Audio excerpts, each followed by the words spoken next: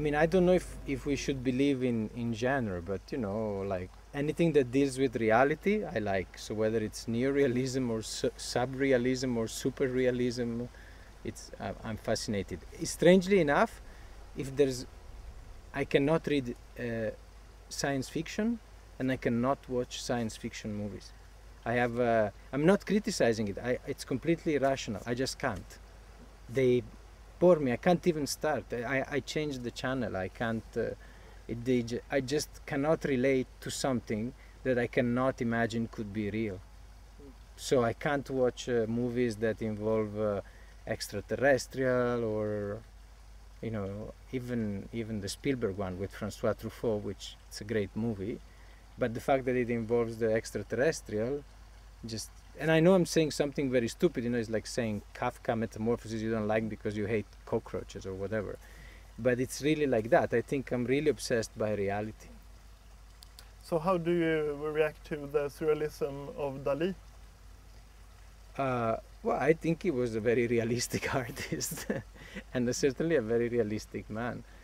And I like, to a certain extent, the relationship that surrealists had with power and money, which was more honest, I think, that for the most obvious, you know, reasons, historical, the political influences, etc., etc. I think there is something very modern about the fact that Dali, as a surrealist, was the first artist star, and he walked through that with a great sense of, he just did it all as if it was the most natural thing for an artist to be that way.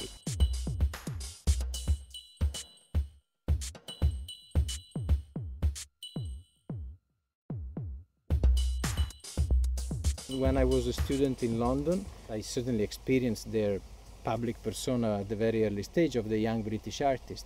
I remember I was at school and I kept thinking I would read these tabloids, you know, because I was an Italian kid, so an Italian kid loves to read tabloid because, you know, maybe the Times is a bit boring, the Guardian is too intellectual, the Evening Standard, if you're 20 years old, is a perfect mirror of what happens in London, so you just read it. And I saw all these artists on these tabloids and I kept thinking, well, if you end up being covered so much by such bad media, your statement has to be very strong and very universal. Otherwise, you either may risk to be enormously misunderstood, or you may risk to be enormously invisible if the Evening Standard is the final mirror for your existence. Of course, we know that I'm pushing the paradox, but I think I was very influenced because I was in London exactly at that time. So I was, as a student, as a younger person, experiencing that was changing, which was all very Dali, I would say. So I feel that the public persona that Dali constructed for himself was incredibly modern, and I think his public behavior patterns are now being replicated by many artists that don't necessarily share with Dali the same artistic inclination, but he created a pattern that was very strong. However many artists or critics may try to deny it, art is about power in so many ways. Not only because the great history of art, the tradition of great history of art is about portraying the rich and the powerful, but it is about some kind of power. So if you discuss the true notion of power in your work, you may not be doing a great work of art, but certainly you are addressing the right topic. And so for me to portray Caroline of Monaco as a fictional queen and as a real queen, her that is the daughter of a real king and a Hollywood actress, was a way to bring out this beautiful contradiction that she brings in herself. And that is as well a way to bring out the beautiful contradiction that all artists carry with themselves between the intellectual ambition and the vain ambitions, maybe, which is something that seems to apply very well to surrealism, I would say.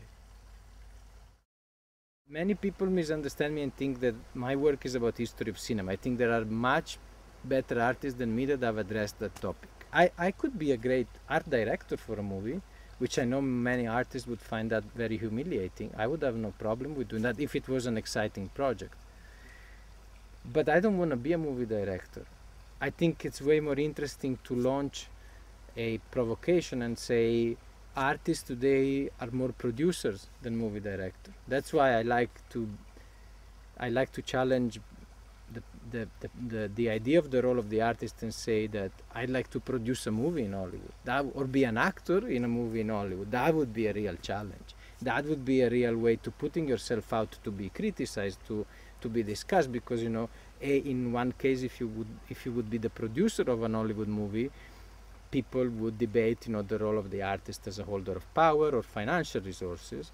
Or if you were an actor, you would be discussing the other side of the coin, which is the fact that artists nowadays, of whichever type, even the most political, the most politically correct, the most raging Marxist, they all end up with their portrait in Dazed and Confused. So I think it would be, that would be an artwork, to be an actor in an Hollywood movie. That would be an artwork. But to be a director, they're all doing that. What's new about that? Schnabel did it, Longo did it, Shirin. They're all doing a movie now. So we try to do original things.